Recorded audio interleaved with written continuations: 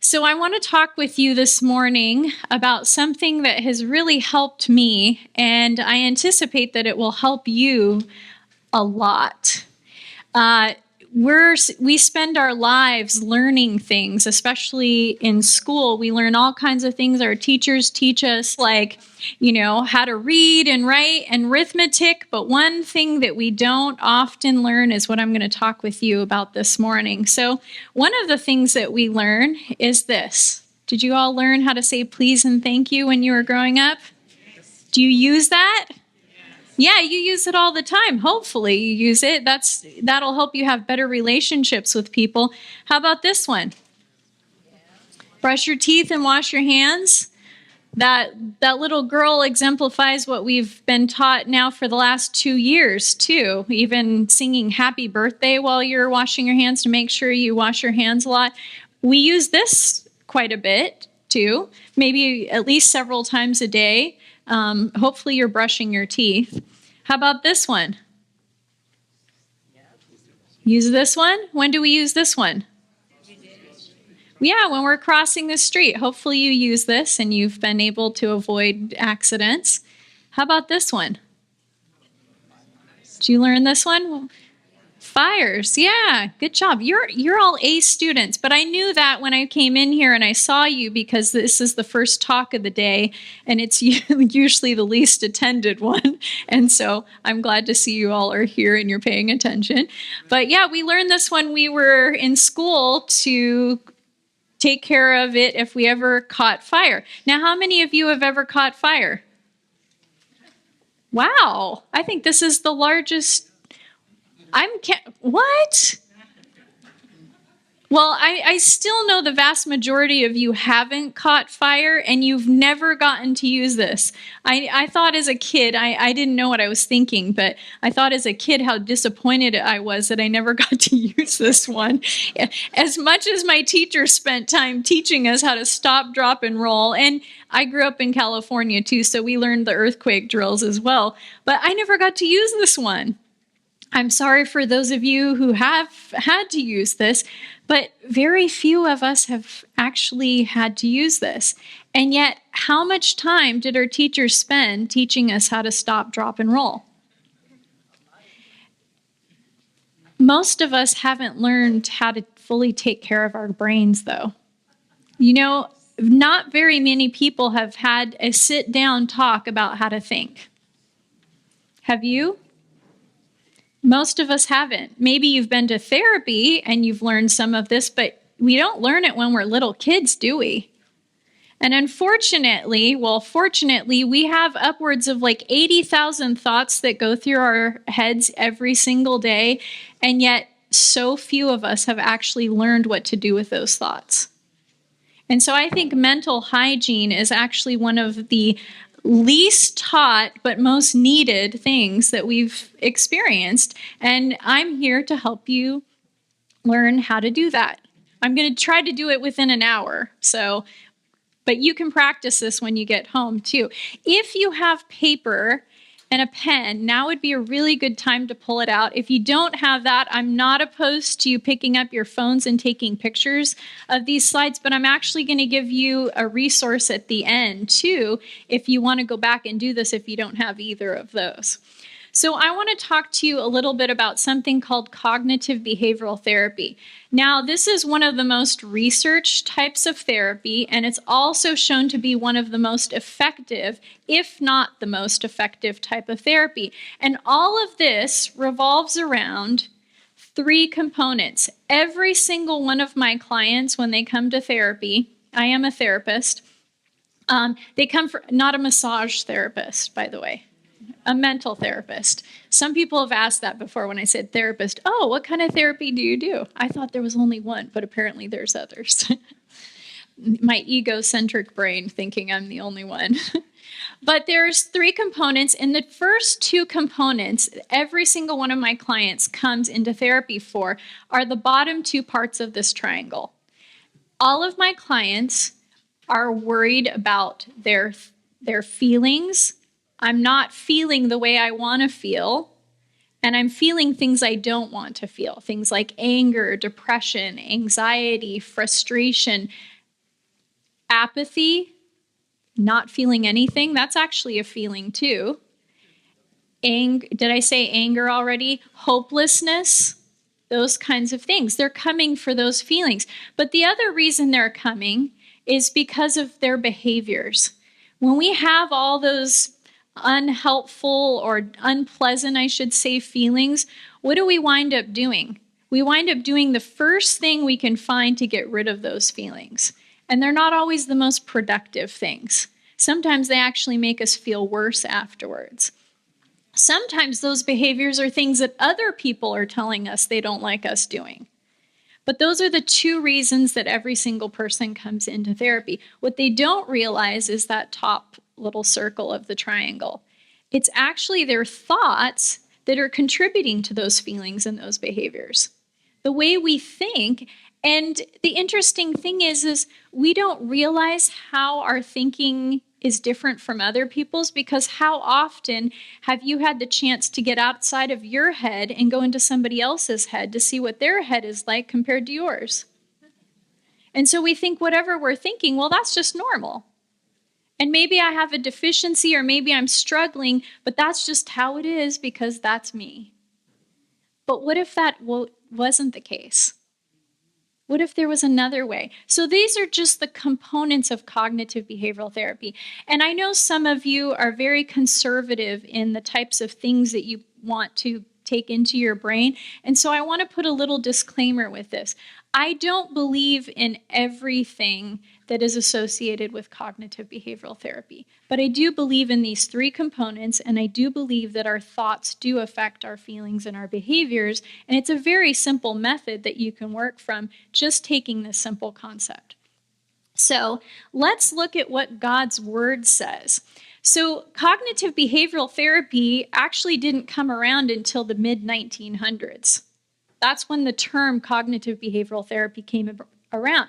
But did you know that this concept of our thoughts affecting our feelings and our behaviors is long before that? This isn't just something that Aaron Beck came up with. He was the father of cognitive behavioral therapy. This is actually a biblical principle. And it's fun reading the Bible as a therapist because I get to see this through and through as I'm reading the Bible, how much God cares about our thoughts and how much instruction he actually gives us concerning our thoughts. So I'm going to share some Bible verses with you because I think you'll be interested in this too. So Psalms 94 verse 19 says, "In the multitude of my thoughts within me, thy comforts delight my soul." So what is this saying? Who's speaking this? David, actually. In the multitude of my thoughts, so what is he saying? My thoughts are affecting, what does delight mean? When you're delighted, is that a feeling? So the way you're thinking, doesn't that affect how you're feeling? Absolutely. How about this one? 2 Corinthians 10:7. Do ye look on things after the outward appearance? If any man trust to himself that he is Christ's, let him of himself do what?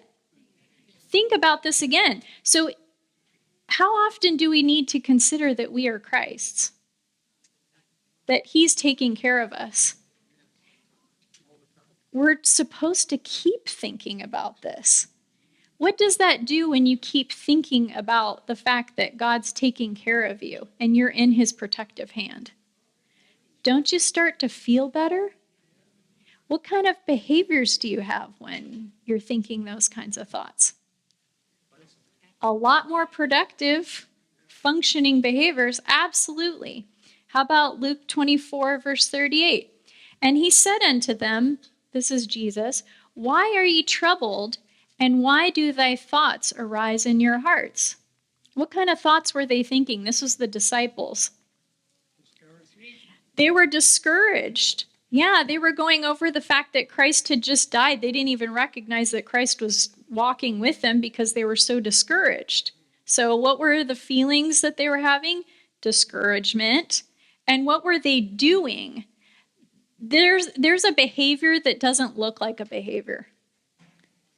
And it's called rumination. Now, some of you might have animals. You know what rumination is. Cows and sheep and goats do this. They chew on something, it goes down, and then what does it do? Comes back up. And then they chew on it again, and it goes down. It comes back up, and they chew. You can see a cow sitting in a pasture, hasn't taken a bite of anything in a while, but it's still ruminating on the last thing it ate, I don't know how long ago. But do you know humans do this too? We ruminate on our circumstances. We ruminate on all the things that have happened. I'll give you an example. I can't believe she looked at me that way. That's the first thought. But now we're going to go into rumination. What was she thinking? Maybe it's what I'm wearing. Maybe she didn't like what I'm wearing. Yeah, I don't really like this outfit either. I should have worn something else this morning. Why didn't I go shopping yesterday when I knew I should have gone shopping? Because I have nothing to wear. Nobody likes what I'm wearing. Man, I don't even look good in what I have. I need to lose weight. And it just keeps going and going and going and going, and we keep ruminating and ruminating and ruminating. So what's God telling us? Ruminate on something else instead. Think about something else instead. I like to call it meditation. That's what David did. And in Psalms 40 verse 5, it says, "Many, O Lord my God, are thy wonderful works, which thou hast done, and thy thoughts." So whose thoughts are these now? God's thoughts. So God actually thinks too, which are to usward. So what kind of thoughts does God have towards us? Good thoughts, true, helpful thoughts, which are to us where they cannot be reckoned up in order unto thee. If I would declare and speak of them, they are more than can be numbered. So God has a lot of thoughts towards us too, and those are good thoughts towards us, loving, caring thoughts. Now I want to share a book that I really like with you. I'm just going to share some excerpts from it, but there was a woman. Her name is Ellen White, and I believe she should have gotten an honorary doctorate or psychology degree or something because she just has some of the best stuff to say about our thoughts. And so I want to share this book. It's called Mind, Character, and Personality. I'm going to share some quotes with you.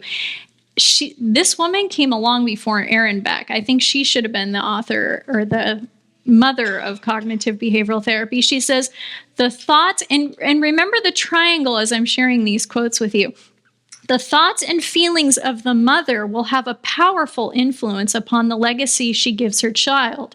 If she allows her mind to dwell upon her own feelings, and obviously in this case these are negative feelings, if she indulges in selfishness, if she is peevish and exacting, the disposition of her child will testify to the fact. Where does it start? The mother, but where in the mother? In the mind. If she's thinking these things, then it becomes a legacy that now the kids take on these things too. So where did we all learn a lot of our thoughts from, or a lot of our thinking from? Our parents or any influential person in our life. Sometimes it could be a teacher, a pastor, a grandparent maybe who spends lots of time with us, another friend. Here's another one. When invalids have nothing to occupy their time and attention, their what? Thoughts become centered upon themselves, and they grow morbid and irritable. Morbid, what's that another word for? How about suicidal even? Sometimes we think, oh, nobody ever talks about this stuff.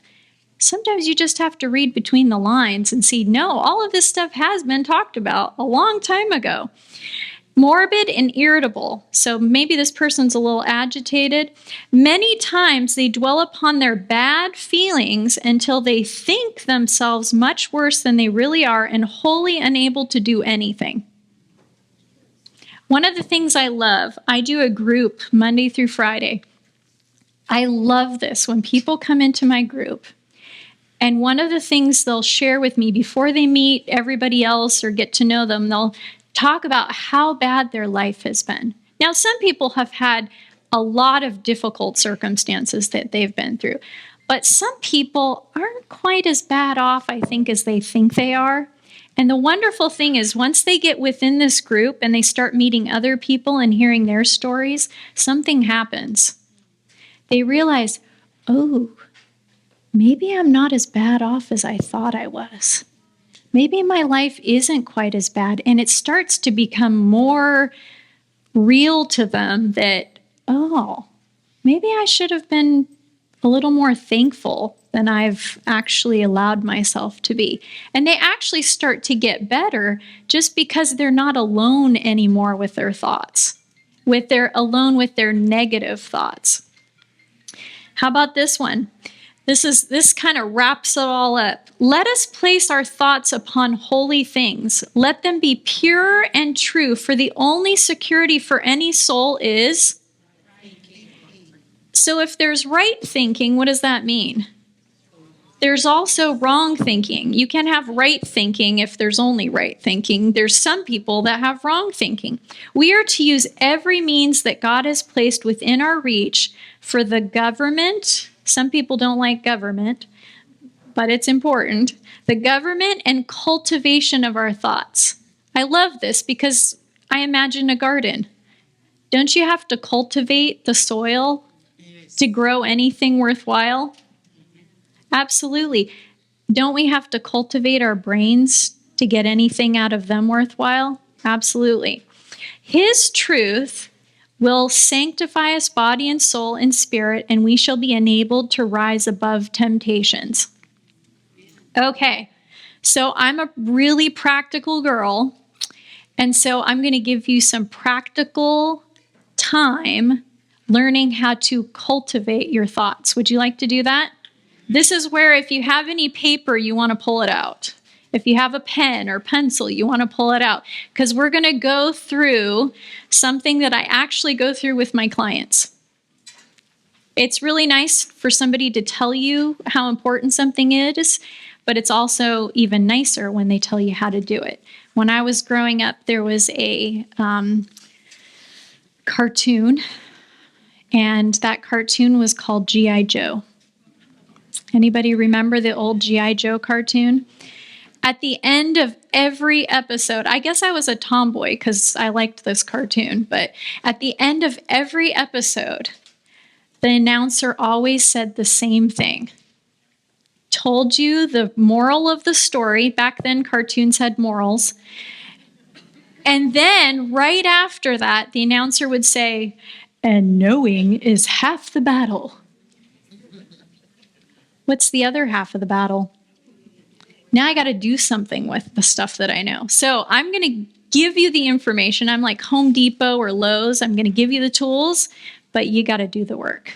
Okay, so here it goes. So if you have a piece of paper, you're going to put it the landscape way, and you're going to put an ABCDE across the top of it. And the A stands for activating event. So the reason we call it activating event is because it starts with an A. Otherwise, it could be a trigger. We could call it a trigger as well. And what do triggers do? When you hear trigger or you hear activate, what is that all about? What do you think of? Yeah, it starts something. It doesn't make something do something. It merely starts it. So I can pull a trigger on a gun. Is that okay to say in this culture? I know that's not, but I can't think of too many other things that have triggers on them right now. But if I pull a trigger on a gun, it doesn't make the gun go off. There have to be other things involved to make that gun actually go off. The trigger merely activates the gun to do what the gun is supposed to do. So that's what we want to think of when we think of activating events. So activating events are merely triggers. Do you know that we have triggers in our life all day, every day? This morning, I thought my trigger was going to be the alarm clock because I had to get up extra early to drive here. But it was not the alarm clock. Somebody texted me on my phone, and I heard my phone go bzzz because it's always on silent. That was a trigger because it woke me up a lot earlier than my alarm clock was supposed to wake me up. And people don't usually text me that early. But that was a trigger. Now, I get to decide what I'm going to do with that. I get to decide what I'm going to believe about it, but it's a trigger. Have you ever pushed the toaster down and come back and it didn't actually stay down, it popped right back up after you pushed it down, that can also be a trigger, right? Triggers are merely things that activate you. Sometimes people say things and do things. I call those the external, the someones and the some things. And when you think of someone in your life that might be a trigger, don't think of just holistically that they're a trigger, but you can love people who are triggers, can't you? All I have to do is say husbands and wives. As much as you love your spouse, aren't there things that they do that trigger you sometimes? You don't have to hate them, but things trigger you, right? Those are important to recognize because we often do things in response that we don't even realize we're doing because we haven't considered that that's even really a trigger yet. We're just activated all the time and we're doing things because we're not realizing, oh, I can do something about this. So I want you to consider the someones in your life, not just who they are, but what they're specifically doing that might be a trigger for you. And then also the circumstances in life. Now, what are circumstances? Circumstances are anything outside of you that happen. So a circumstance could be, how about traffic? Is anybody triggered by traffic? Yeah. A lot of people are triggered by traffic. Obviously, traffic involves people, but it's more the traffic, not just the person, because it's not one specific person. How about the weather? Some people are triggered by weather. I thought people were only triggered by bad weather, or what I would consider bad weather. But I've learned some people are triggered by good weather, or at least what I thought was good weather. I know someone specifically who is triggered by good weather, especially in the summertime when it's sunny out and everything, because they have a child who's a firefighter. And so when it's not raining, what do you think they're thinking? My kid might have to go out there and be part of a fire, right? So some things are triggers outside of us, but the other thing is the triggers inside of us, and we call those the internal activating events. Internal activating events are merely our thoughts and our feelings. Now, this is a different type of thought and feeling. So, if you have depression, what kinds of thoughts and feelings are you going to have almost naturally? Negative thoughts and feelings. If you have anxiety, what kinds of thoughts and feelings are you going to have almost automatically? Anxious thoughts and feelings. So when you think of the internal activating events, I want you to consider these are things that are probably default places that I go. And not everybody goes to these places, but these are my default versus somebody else's default. I'm in a room with lots of people. Are you all the same personality? Not at all. Some people are more. One of my kids in the group home that I was working at, he was telling me one day, he was like, that kid acts like Eeyore, and that kid acts like Winnie the Pooh, and that kid acts like Tigger. And I thought, hey, that's true. They all have very different, almost extreme personalities and stuff. And there are some people in our lives who are more the Tigger type. They have abundance of energy. So what are their thoughts and feelings? Probably more so than maybe the Eeyore types of people. They're probably like, let's go. Everything is like, let's go. Let's do this. This is awesome. This is great. I can't wait. Oh my goodness. Right? But the Eeyores, where are their default thoughts and feelings? Where's my tail? Why does it have to be this way? Look at the cloud in the sky. That's probably going to be rain. Right? Those are the natural places that those types of people go. So when we have those thoughts and feelings, they're not just any old thought and feeling. They're the ones that we notice, like, why do they keep coming up? Why do I seem to, even on a great day, I tend to go towards this negative place, this negative feeling, these negative thoughts? That's the internal triggers that we have. But as soon as we have those internal and external activating events, we get to do something. We get to choose what belief we have about those things. This is the key. And unfortunately, we've all had a lot of us have had a very unhelpful key. And that key is we go to the beliefs, the thoughts, the self-talk, the interpretations that are often quite negative. Like I woke up this morning, think of an activating event. Have you ever stubbed your toe, getting out of bed or going around your bed or something, maybe in the winter when the sun's not up yet? Stub your toe. What is one of the automatic things that we tell ourselves as soon as that happens? Ouch might be part of it, yes. But do you know what I hear a lot of people say? Today's going to be a horrible day. I'm like, it's 6 a.m. and you're already anticipating a horrible day just because you stubbed your toe? But that's the belief that oftentimes we choose. Now, that's not the only belief that we could have. Couldn't somebody else have the belief of, wow, I got all the bad stuff out of the way, the rest of the day is going to be cake? Right? But a lot of people don't do that. They don't choose that belief. They choose the belief that's the negative one, the self-defeating one. And so these blue little square or rectangles right here, these show the depths of how our thoughts go too. I'm not going to go too far into this. If you want to take a picture, you can refer to it later. But we start often with a very benign thought, but the further it goes deeper and deeper, the reason why we have that thought is oftentimes we have these core beliefs that almost are like our compass for the rest of our lives. And we usually learn these core beliefs when we're young. Things like, I'm unlovable, life isn't good, everything has to be a struggle.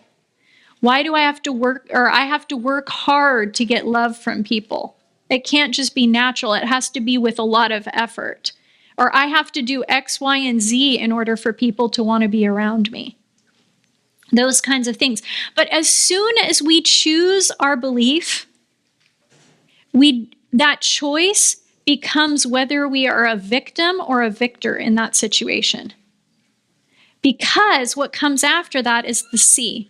And the C is the consequence, not the consequence of the activating event, which we often believe. It's the consequence of the belief that we have. And you cannot help but act and feel according to your beliefs. I love this part of being a therapist. You know why? Because I look like I have superpowers sometimes. Sometimes my clients will go, how do you know what's in my head? This is probably why people go, I don't want this person getting in my head and that sort of thing.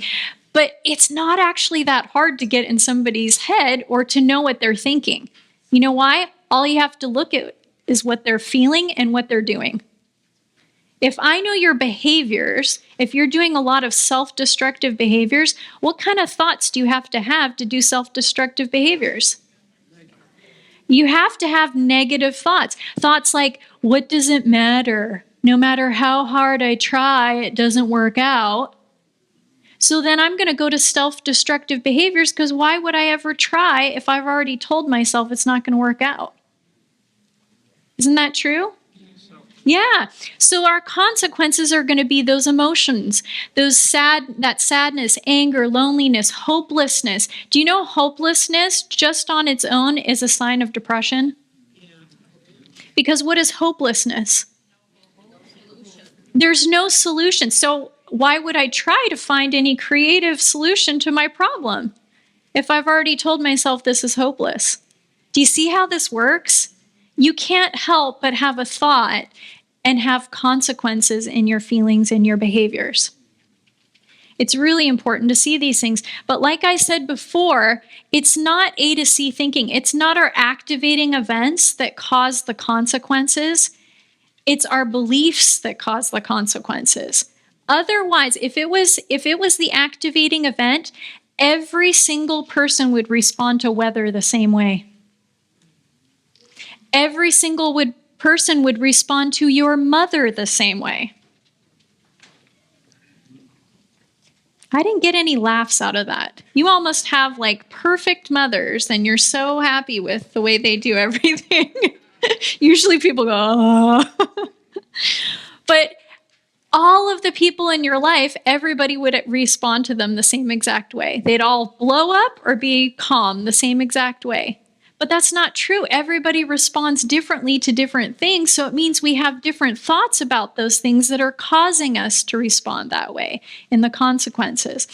So if our problem is that our emotions and our behaviors are negative, this is what tells us our beliefs are negative. If you are living a very self-destructive life or even mildly destructive life, if you have a lot of negative emotions, that is specifically what tells you that there's something wrong with the way you're thinking. It's kind of simple. Now, we don't like to admit that. None of us likes to admit that. But it's true. If you're having trouble with your behaviors and your feelings, it's because something you're telling yourself, something you're thinking, you're believing is off. So this is where we get to the solution to this. We've already diagrammed the problem, so now we're to the solution. So the solution starts with the D, dispute. What are we disputing? We're disputing the belief, or the B. You can also call it thoughts. Yes, some of you had it right. We're disputing the B. And so what we have to do now is we have to ask two specific questions. Those two questions are, one, is this true? How do we know if something's true? How does a court know if something's true? The answer's on here. Evidence. Evidence. You can't make a decision in court without any evidence, right? Do you know what the problem with this is, though? Oftentimes, if I believe something, now how many sides of evidence are there in a court? Two sides, prosecution and defense. The problem is when I'm looking for evidence of my belief, do you know what evidence I only listen to? The one that supports my belief. That's like a judge saying, you know what? I don't need to hear anything else. I've already made my decision. Wait, Your Honor, but I've got all this evidence. Don't you want to hear? Nope, I've already made my mind up. That looks like plenty of evidence to me. And besides, I like you better. You would never want the judge to do that. You want the judge to hear all of the evidence, right? Which means I have to be willing to hear the things that counter my belief. Anybody want to do that? We don't like to do that. You know why? What do? Oh, you're just saying that because you're my friend. It's still evidence, right? But we love to discount it, right? But we have to listen to it. Otherwise, what happens? We're going to get the wrong impression of things, right? So we have to listen to both sides. I have to be willing to hear the evidence that supports what I believe, but I also have to be willing to hear the evidence that doesn't support. What happens if I only have one example of evidence that supports my belief and multitudes of evidence that disproves my belief? I have to pay attention to that and go, why am I so willing to hold on to this one and not listen to the rest of it? Right? And sometimes that's the case. We only want to hear one side. But the second question we have to ask is this helpful? Now, what does that mean? Sometimes there is truth to what we're saying. So for instance, I could tell my belief could be, I really failed on this project at work. Maybe my boss gave me something to do and man, I messed it up. Maybe you did mess it up. Maybe you cost your company a lot of money, maybe a lot of time, resources, whatever it is. That's true. And all the evidence points to, yes, that's true. But what's the problem? I'm staying stuck in it and I keep thinking about it every single moment that I'm not forced to think about something else. And not only am I thinking about it for a day, but I'm thinking about it for a week. I'm thinking about it for a month. I'm thinking about it for a year, maybe even 10 years.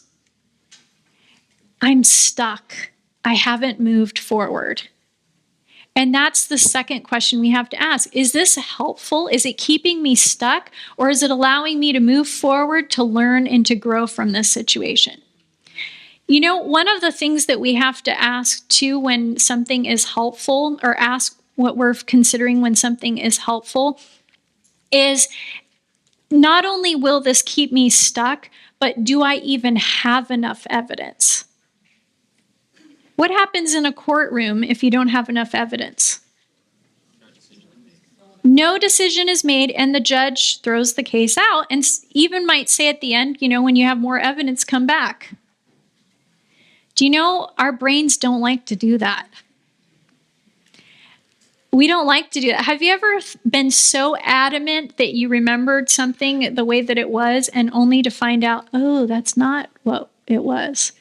I do this all the time when I'm reading and I find a really good quote that I like, and I'm like, oh, I know it was on the top right-hand side of the page. And I go through the whole chapter looking at the top right-hand side of the page, only to find out it was in the middle of the left page.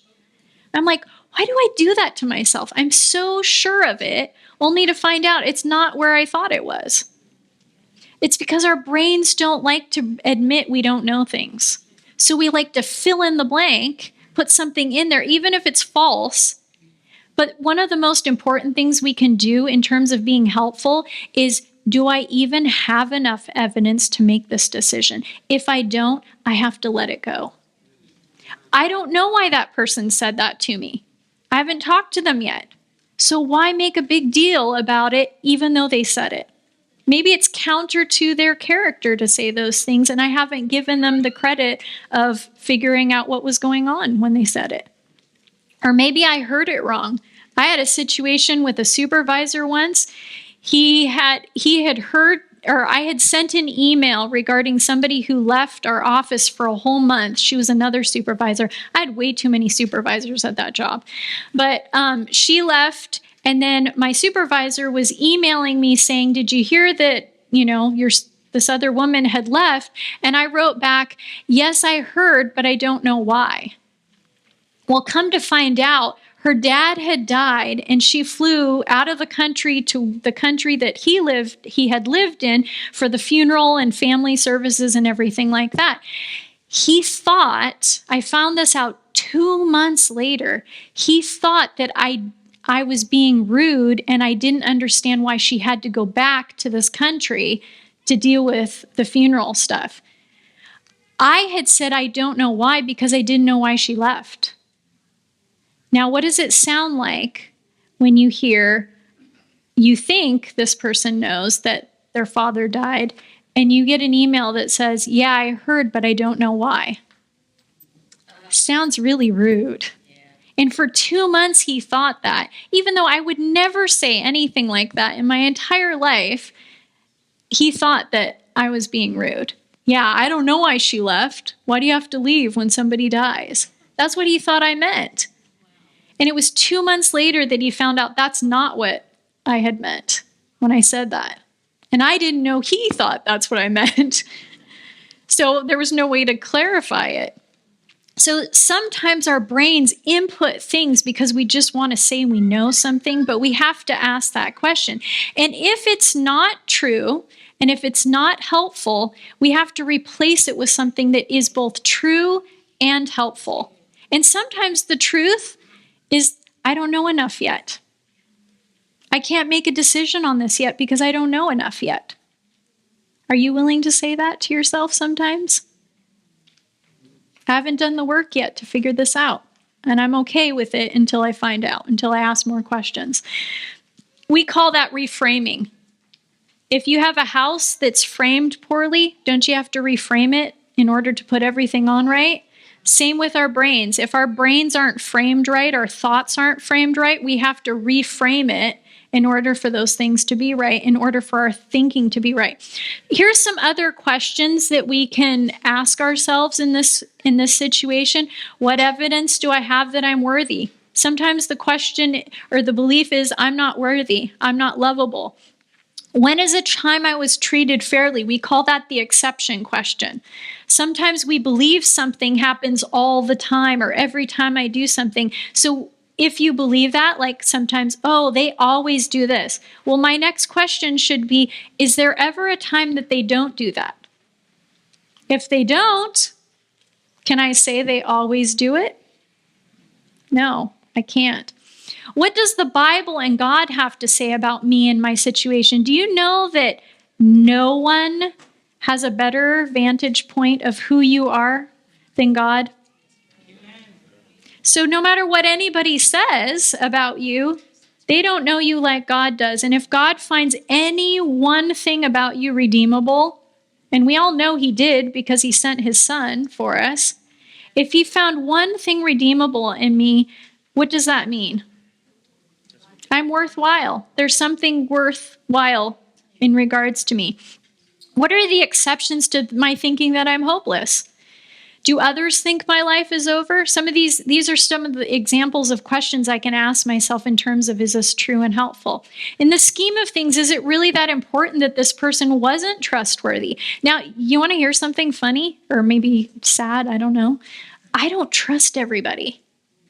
Go figure. I don't have to trust everybody, though, because I trust myself to be able to handle the situations that I'm in, and I trust God ultimately to handle me, too, when I'm in those situations. So I don't have to go around going, I don't trust people.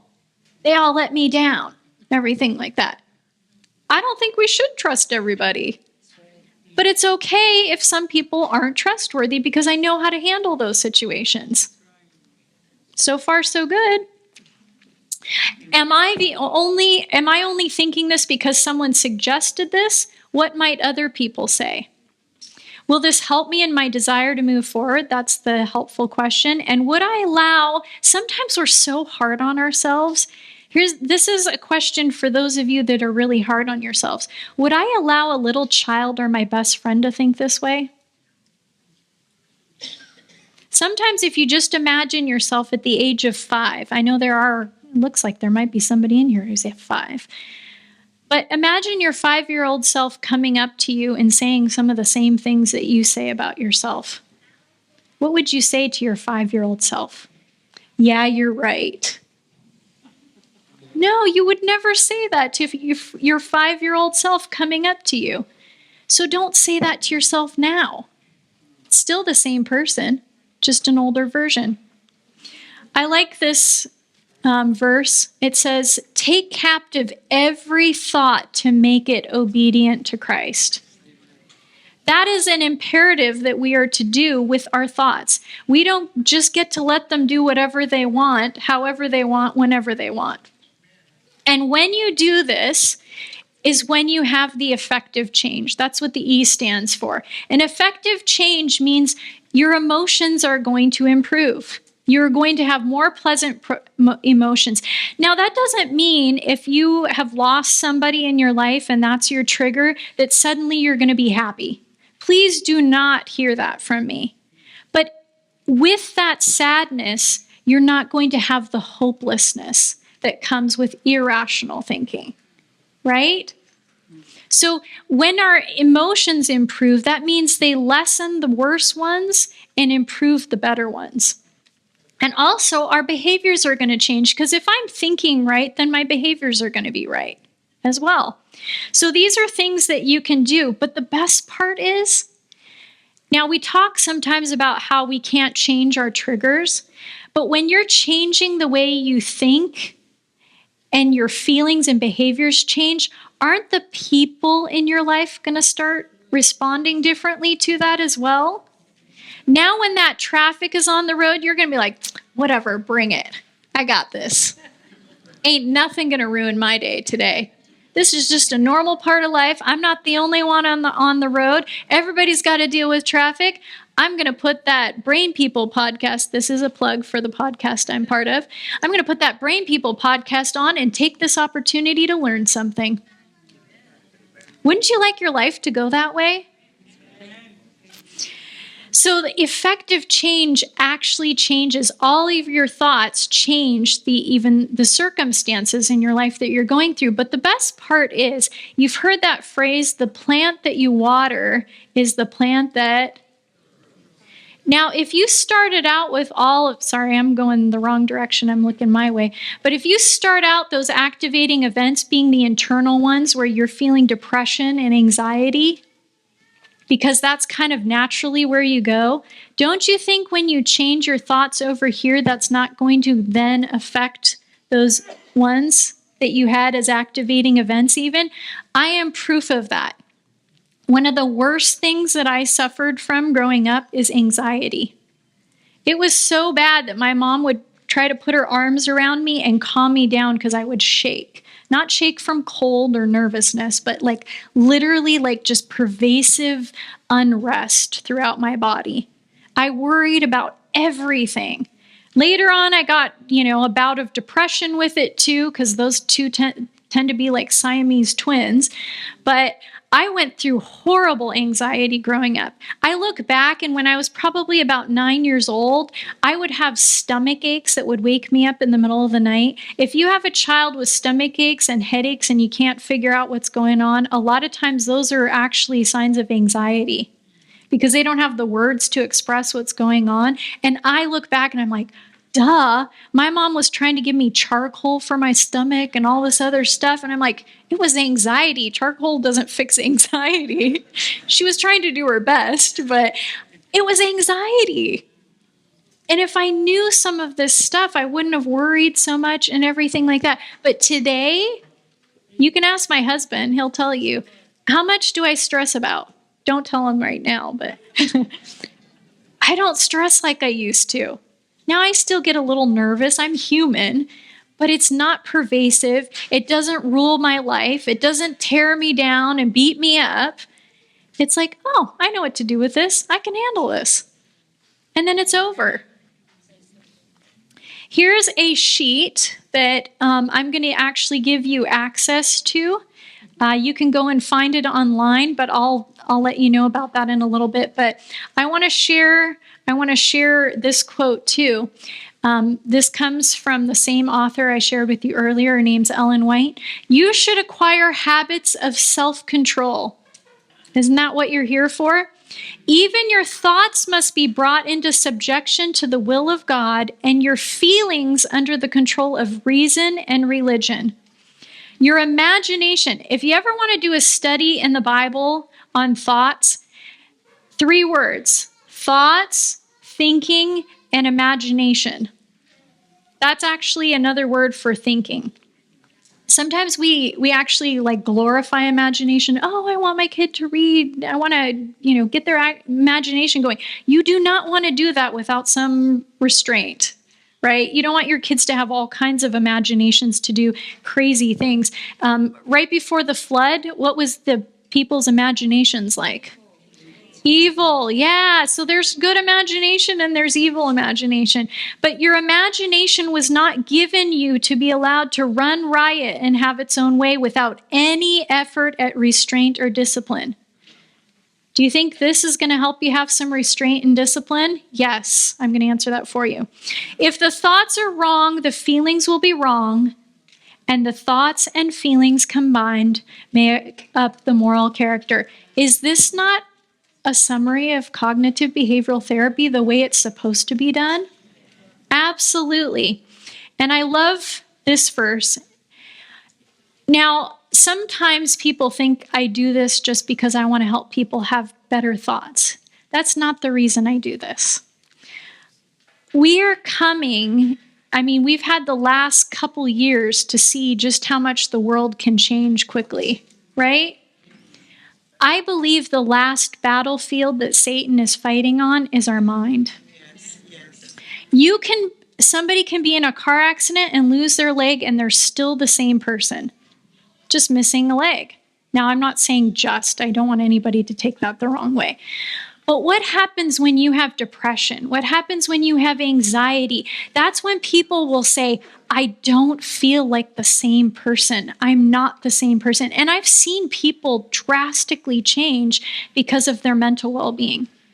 Do you not think that in these last days we need to have minds that are sharp, that are well-disciplined, that are ready to take on every lie that Satan has, that he's going to attack us with? There are so many lies. Some people hate the Bible because of the lies they've been told about God. Do you think it's going to help in the last days if we hate the Bible and what it has to say? I thought of this the other day. You know, how many people hate the car manufacturing company for putting the manual in their car? Do you go, I don't need this thing. This isn't going to help me? No.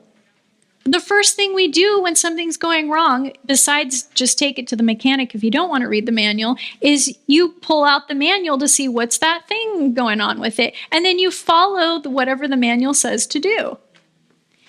That's what we should be doing too.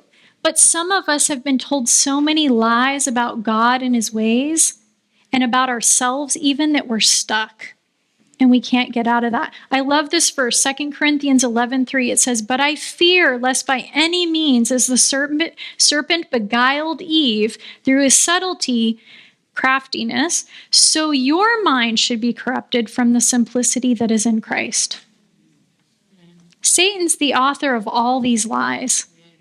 But how is Jesus able to go through his life on this earth? We know he went through everything that we are going through. How was he able to do it and stay completely faithful to God? He believed God and God's word more than Satan. Amen. And I think that's what we should be doing too. I want to share with you, though, I just want to end with, this is not just a plug for the organization that I work for. I have to show you this to get you to the resource. But if you go to our website and you go onto that helpful resources place, you'll click on that, and at the bottom, or it'll take you to this page, and you'll click on CBT trigger sheet, and you can have your own free copy of those sheets that I showed you. So you don't have to do them, your own, unless you're really artful and creative and you want to make your own version of it. This might be helpful for you. There's an example in there too that you can follow. And I'm going to leave you with that because I believe in giving free gifts when I don't have to pay for them. So anyway, I hope you have a wonderful rest of your day, but I especially hope that you have good control over your thoughts today, as the Lord expects us to have and wants us to have because he loves us. Amen.